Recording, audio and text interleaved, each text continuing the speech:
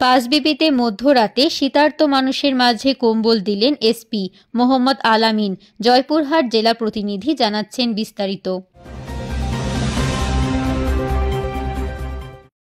জয়পুরহাটে বেড়েছে শীতের প্রকোপ। সমাজে অনেক অসহায় ছিন্নমূল মানুষ রয়েছে। তাদের কথা ভেবে মধ্যরাতে কম্বল নিয়ে হাজির হয়েছেন জয়পুরহাটের পুলিশ সুপার। মধ্যরাতে প্রায় 250 পিস কম্বল নিয়ে অসহায় ছিন্নমূল ও শীতার্ত মানুষকে খুঁজে তাদের গায়ে কম্বল জড়িয়ে দেন পুলিশ সুপার মোহাম্মদ আবুল ওয়াহাব।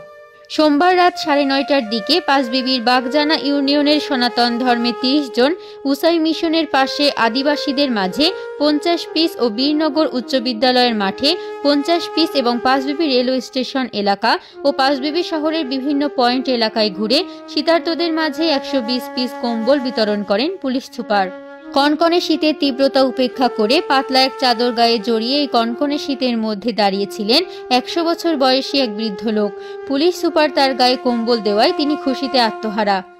সদর থানার অফিসার ইনচার্জ শাহেদ আল মামুন এবং পাঁচবিবি থানার পরিদর্শক মোহাম্মদ কাউসার আলী বলেন, এই শীতের রাতে জয়পুরহাট পাঁচবিবি থানার বাগজানা ইউনিয়নের সনাতন ধর্মের অসহায়দের মাঝে ও আদিবাসীদের মাঝে এবং বীরনগর উচ্চ বিদ্যালয়ের আশেপাশে বিভিন্ন এলাকায় পাঁচবিবি স্টেশন এলাকায় অবস্থান করা অসহায় মানুষদের মাঝে প্রায় 250 পিস কম্বল বিতরণ করা হয়েছে।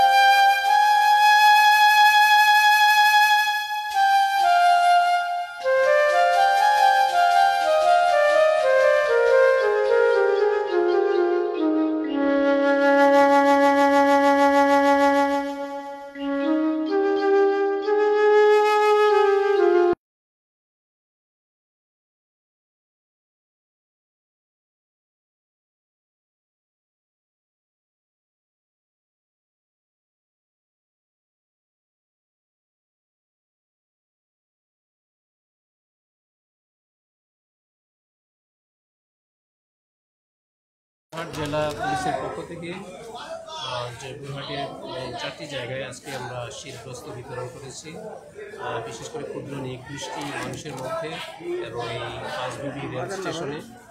তো মূলত মানুষের অসহায় মানুষের পাশে একটু থাকা, এইটুকুই আমাদের মানবিক প্রচেষ্টা, এটা আমাদের সবার দায়িত্ব। আমরা মনে করি আমাদের পক্ষ থেকে যতটুকু করার সেটা আমরা করে যাচ্ছি এবং করে যাব।